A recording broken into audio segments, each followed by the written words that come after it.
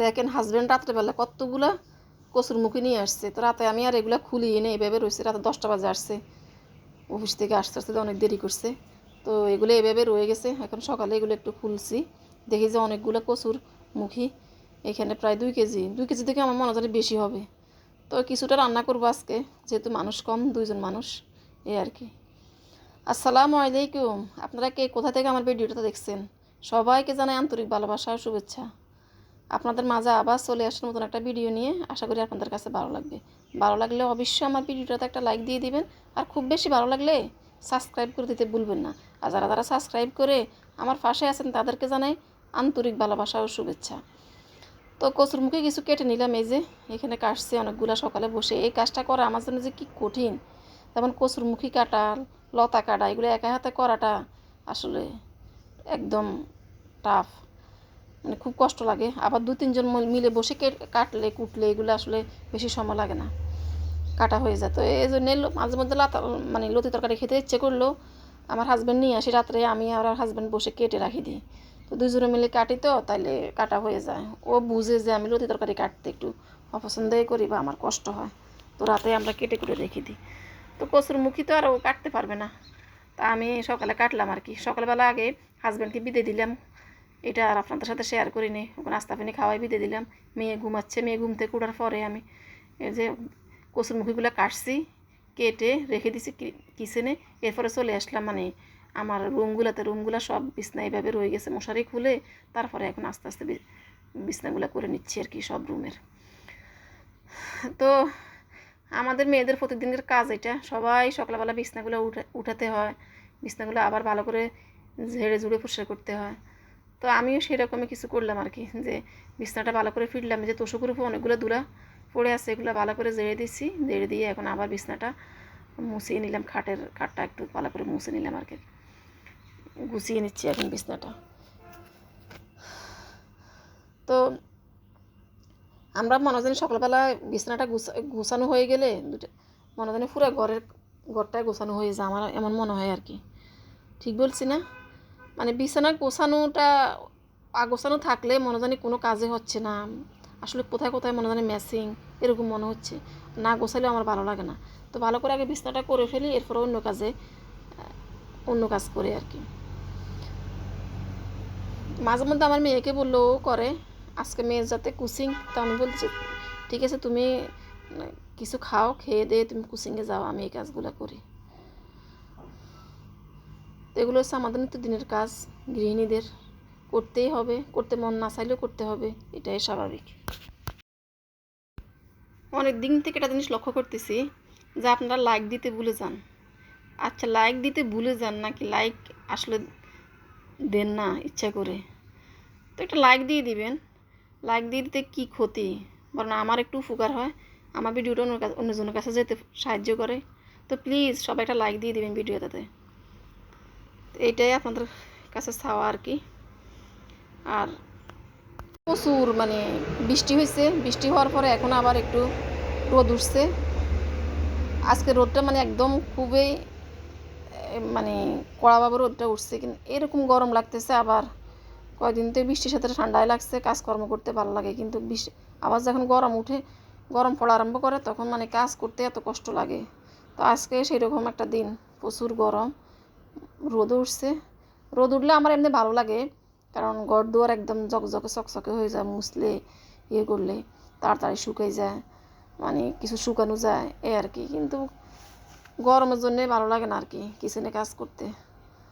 তো আজকে আমি আর বেশি কিছু রান্নাবান্না করবো না, অল্প একটু রান্না করবো, শুধু কচুর মুখি রান্না করব। কারণ কালকে তরকারি রয়ে গেছে, কালকে মানে ফেঁপে দিয়ে দিয়ে রান্না করছি, যে মুরগি দিয়ে রান্না করছি, তো অনেকখানি রয়ে গেছে ফ্রিজে। এটা নামাবো আর কি, রাত্রে ফ্রিজ থেকে এটা নামিয়ে গরম করে খাবো। এখন দুপুরবেলা তো আর কেউ খাবে না, মেয়েও চলে গেছে স্কুলে, আমার হাজব্যান্ডও না, শুধু আমি।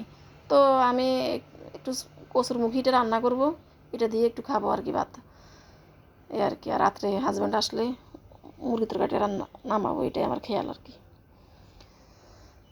তো পরে আমার মেয়ের রুমে চলে আসলাম, মেয়ের রুমে এসে মেয়ের বিছনাটা ঠিক করতেছি। এই যে এই রুমে এখন আমার হাজব্যান্ড থাকে আর কি।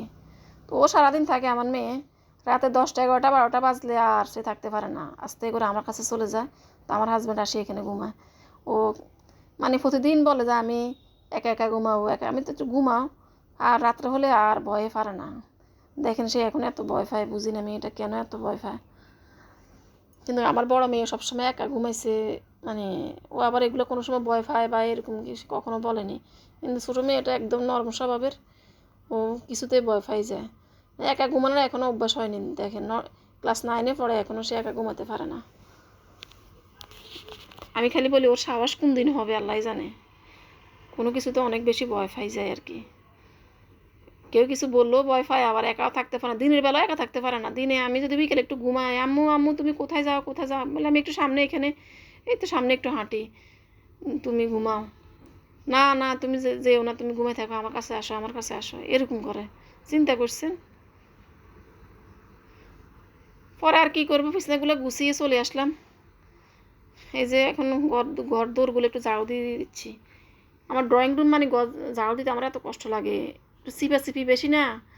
দেখেন এখানে কার্পেট বেশি, একটা ছোটো একটা কার্পেট দিচ্ছে আমার টি টেবিলের সেন্টার টেবিলের নিচে। এখন ওই মানে ঝাড়ু দিতে একটু মনে জানি একটু হ্যাসেলে মনে হয়। এই যে ভালো করে আগে মানে কার্পেটটার আগে জেড়ে নিচ্ছি ঝাড়ু দিয়ে, বাড়ি দিয়ে দিয়ে।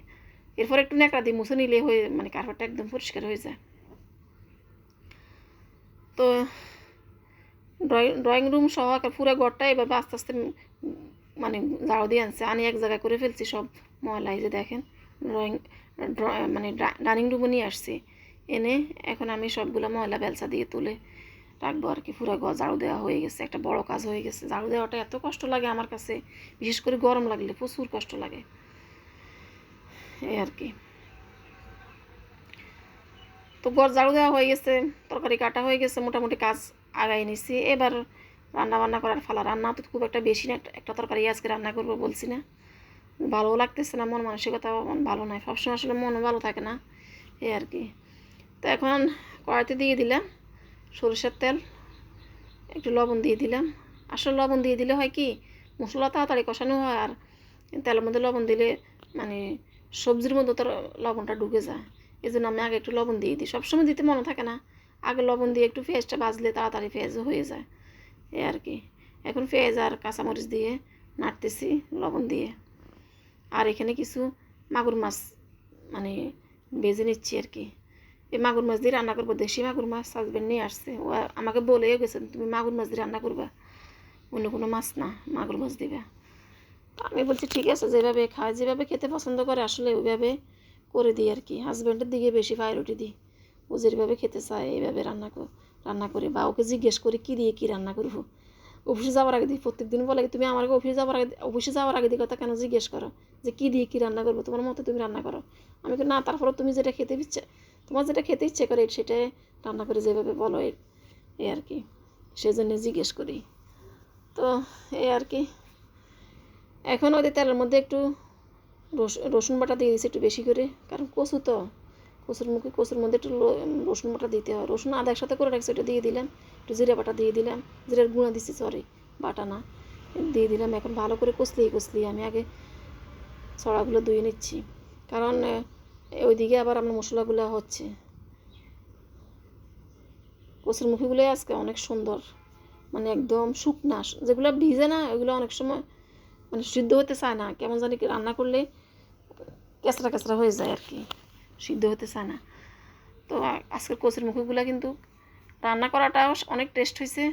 মানে বয়স তো আমি পরে দিছি, আমার হাজব্যান্ড বলতেছে এত মজা হয়েছে, আমি বলতেছি দেশি কই মাগুর মাছ তো সেই জন্য এত টেস্ট হয়েছে এই আর কি। তো সবসময় আসলে একই রকম আমরা চেষ্টা করি রান্না করতে, যে ভালোভাবে রান্না করতে। তো মাঝে মধ্যে আসলে ভালো হয়, মাঝে মধ্যে একটু কম হয়। সেটা আমাদের আসলে যে সবসময় রান্নার দোষ তাও না, অনেক সময় সবজি একটু খারাপ থাকে, বা মাছও অনেক সময় টেস্ট কম হয় এই আর কি। তো আজকে আমার মানে সবজিটাও সুন্দর, মুখিগুলো অনেক সুন্দর, আর মাগুর মাছ দেশি মাগুর মাছ, সেই জন্যে মানে টেস্ট হয়েছে আর কি। হাজব্যান্ড বলতেছে অনেক টেস্ট হয়েছে, তোমার মাংসও এখানে ফেল হে বলতেছে। আর মেয়ে তো মানে আল্লাহর রহমতে সে এ ধরনের তরকারি, ফিসলা তরকারি বেশি পছন্দ করে, লতি কচুরমুখী। তো এই জন্যে আমার হাজব্যান্ড আরও বেশি, আমার মেয়ে পছন্দ করে যে খেতে এই আর কি। তো এখন কষাচ্ছি সব মশলা দিয়ে, একটু হলুদ মরিচ পরে দিলাম, দিয়ে এখন ভালো করে তেলের মাঝে ভেজে নিচ্ছি। তেলের মাঝে ভাজলেই মানে আর ফিসলা ফিসলা ভাবটা কমে যায় আর কি। সবসময় আমি এটা কথাটা আপনাদেরকে বলি, আরও ভিডিওতে বলছি মুখি, যখন আমি মুখি রান্না করছি আর কি, তাহলে আর ফিসলা ভাবটা থাকে না। এটা সবাই জানে, তবে নতুন কিছু গৃহিণীরা আছে না, এরা হয়তো নাও জানতে পারে। আমি কথাটা বললে হয়তো অনেকের উপকারও হতে পারে, সেই জন্যে বলা আর কি। এরপরে এদিকে তো মাছ রয়েছে, এরপরে একটুখানি জুল দিয়ে দিছি, জুল দিয়ে কষিয়ে নিচ্ছি। এই যে কষানোর প্রায় শেষ পর্যায়ে হয়ে গেছে, মোটামুটি সিদ্ধ হয়ে আসছে। এখন এই পর্যায়ে আমি মাছ দিয়ে দিব, এটাই আর কি। এখন মাছ দিয়ে দিচ্ছি। মাছ কিন্তু বেশি না, অল্প মাছ দিছি, কিন্তু অনেক টেস্ট হয়েছে। আমি কচুর মুখী মানে আমিও পছন্দ করি, কিন্তু এখন এই দিনেই আমার এত মানে অ্যাসিডিটির সমস্যা হইতেছে, এই জন্য আমি কচুর মুখী এখন খেতেই পারি না। তো আমার জন্য আবার নিয়ে আসছে ফ্যাফে, তুমি ফ্যাফে রান্না করে খাইবা, ফ্যাফে তরকারি। আমি বলতে লাউ, ফ্যাফে, ঝিঙ্গা এগুলোই খাই, ঠান্ডা তরকারি এগুলো একটু বেশি পছন্দ করি আর কি। কারণ খেয়ে মানে কষ্ট পাই আর কি, এই আর কি। তো অবশেষে রান্নাবান্না প্রায় হয়ে গেছে, এই যে। তো লাস্ট মুহূর্তে রান্নাবান্না অলমোস্ট ডান। এই যে রসুন দিয়ে ভাগা দিয়ে দিচ্ছি। ভিডিওটা আজকে এই পর্যন্ত। সবাই ভালো থাকেন, সুস্থ থাকেন। আল্লাহ হাফিজ।